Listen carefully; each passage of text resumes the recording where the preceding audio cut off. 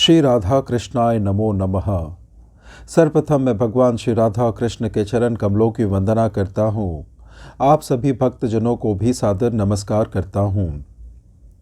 श्री राधा रानी और ठाकुर जी के इच्छा मात्र से और उनकी असीम कृपा से मैं आज आप सभी के सम्मुख भक्ति प्रेम की सर्वोत्तम उच्च प्रार्थना निवेदन, जो श्रुति रूपी गोपियों ने स्वयं भगवान श्री श्याम सुंदर को प्रसन्न कर मनाने के लिए गाया था, जिसे अखिल विश्व श्री गोपी गीत के नाम से जानता है, इसके श्लोकों के हिंदी अनुवाद को सुनाने वाला हूँ। इस 19 श्लोकों वाले सुंदर गोपी गीत को गोपियों ने घने वन में, घोर अंधकार में और अति ही भय, विरह पीड़ा में और असीम भक्ति से श्री श्याम सुंदर को निवेदन किया था। जब गोपियों को रास के मध्य अहंकार ने अपना ग्रास बना लिया था, तब भगवान श्री कृष्ण गोपियों के अहंकार जनित भाव को समझ गए और रास के मध्य ही अंतर्धान हो गए। यह गोपी गीत श्रीमद् भागवतम के 10वें स्कंद में अध्याय 31 में वर्णित है।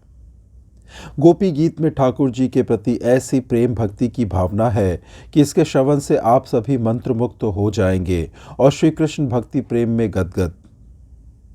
ठाकुर जी के चरण कमलों का ध्यान करते हुए इस गोपी गीत के श्लोक को मैं सुनाने वाला हूँ, जो इस प्रकार से है।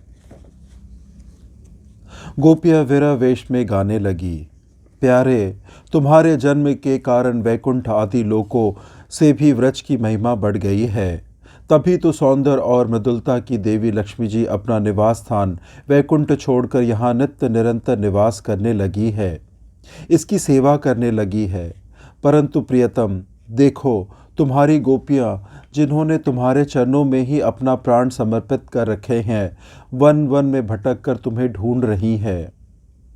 हमारे प्रेम पूर्ण हृदय के स्वामी, हम तुम्हारे बिना मोल की दासी हैं। तुम शरतकालीन जलाशय में सुंदर से सुंदर सरसज की कर्णिका के सौंदर्य को चुराने वाले नेत्रों से हमें घायल कर चुके हो। हमारे मनोरथ पूर्ण करने के लिए प्राणेश्वर, क्या नेत्रों से मारना वध नहीं है? अस्त्रों से हत्या करना ही वध है। पुरुष शिरोमणे, यमुना जी के विषैले जल से होने वाले मृत्यु, अजगर के रूप में खाने वाले अघासुर, इंद्र की वर्षा, आंधी, बिजली, दावानल, वृषभासुर और वेमासुर आदि से एवं भिन्न भिन्न अवसरों पर सब प्रकार के भयों से तुमने बार बार हम लोगों की रक्षा की है।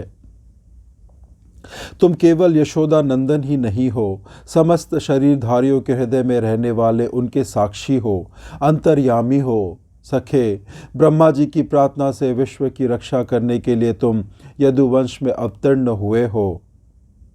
अपने प्रेमियों की अभिलाषा पूर्ण करने वाले में अग्रगण यदुवंश शिरोमणे, जो लोग जन्म मृत्यु रूप संसार के चक्कर से डरकर तुम्हारे चरणों की शरण ग्रहण करते हैं, उन्हें तुम्हारे कर कमल अपनी छत्र छाया में लेकर अभय कर देते हैं।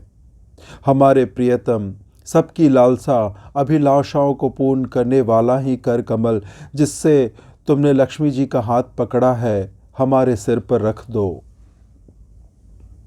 व्रजवासियों के दुख दूर करने वाले वीर शिरोमणे श्याम सुंदर, तुम्हारी मंद मंद मुस्कान की एक उज्जवल रेखा ही तुम्हारे प्रेमी जनों के सारे मान मत को चूर कर देने के लिए पर्याप्त है। हमारे प्यारे सखा, हमसे रूठो मत, प्रेम करो। हम तो तुम्हारी दासी हैं, तुम्हारे चरणों पर निछावर है। हम अबलाओं को अपना वह परम सुंदर सावला सावला मुख कमल दिखलाओ। तुम्हारे चरण कमल शरणागत प्राणियों के सारे पापों को नष्ट कर देते हैं। वे समस्त सौंदर्य माधुर्य की खान है और स्वयं लक्ष्मी जी भी उनकी सेवा करती रहती हैं। तुम उन्हीं चरणों से हमारे बछड़ों के पीछे पीछे चलते हो और हमारे लिए उन्हें सांप के फनों तक पैर रखने में भी तुमने संकोच नहीं किया। हमारा हृदय तुम्हारी विरह व्यथा की आग में जल रहा है। तुम्हारे मिलन की आकांक्षा हमें सता रही है। तुम अपने वे ही चरण हमारे वक्षस्थल पर रखकर हमारे हृदय की ज्वाला को शांत कर दो। हे कमल नयन, तुम्हारी वाणी कितनी मधुर है। उसका एक एक पद, एक एक शब्द, एक एक अक्षर मधुराति मधुर है। बड़े बड़े विद्वान उसमें रम जाते हैं, उस पर अपना सर्वस्व निछावर कर देते हैं। तुम्हारी उसी वाणी का रस स्वादन करके तुम्हारी आज्ञाकारिणी दासी गोपियां मोहित हो रही है। दानवीर, अब तुम अपना दिव्य अमृत से भी मधुर अधर रस पिलाकर हमें जीवन दान दो, छका दो। हे प्रभो, तुम्हारी लीला कथा भी अमृत स्वरूप है। विरह से सताए हुए लोगों के लिए तो वह जीवन सर्वस्व ही है।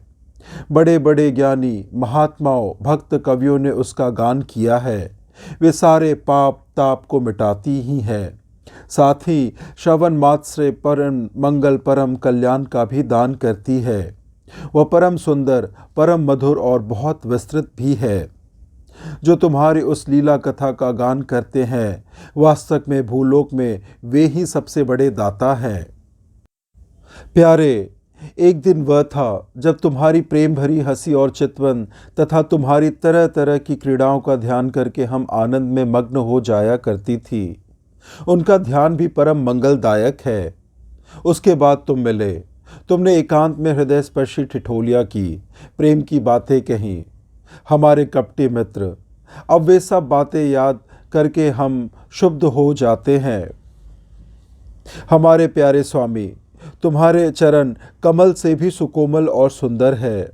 जब तुम गौवों को चराने के लिए व्रत से निकलते हो, तब यह सोचकर कि तुम्हारे वे युगल चरण कंकड़ तिनके और कुश कांटों गड़ जाने से कष्ट पाते होंगे, हमारा मन बेचैन हो जाता है। हमें बड़ा दुख होता है। दिन ढलने पर जब तुम वन से घर लौटते हो तो हम देखती हैं कि तुम्हारे मुख कमल पर नीली नीली अलके लटक रही हैं और गौवे के खुर से उड़ उड़ कर धनी धूल पड़ी हुई है। हमारे वीर प्रियतम, तुम अपना वह सौंदर्य हमें दिखा दिखा कर हमारे हृदय में मिलन की आकांक्षा प्रेम उत्पन्न करते हो। प्रियतम, एकमात्र तुम ही हमारे सारे दुखों को मिटाने वाले हो। तुम्हारे चरण कमल शरणागत भक्तों की समस्त अभिलाषाओं को पूर्ण करने वाले हैं। स्वयं लक्ष्मी जी उनकी सेवा करती हैं और पृथ्वी के तो वे भूषण ही हैं।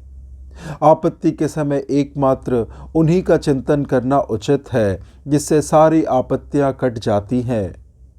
कुंज विहारी, तुम अपने वे परम कल्याण स्वरूप चरण कमल हमारे वक्षस्थल पर रखकर हृदय की व्यथा शांत कर दो।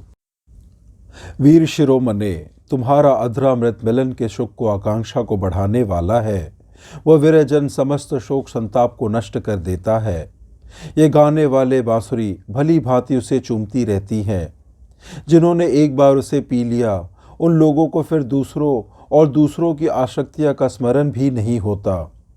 हमारे वीर, अपना वही अधरामृत हमें वितरण कर पिलाओ। प्यारे, दिन के समय जब तुम वन में विहार करने के लिए चले जाते हो, तब तुम्हें देखे बिना हमारे लिए एक एक क्षण युग के समान हो जाता है।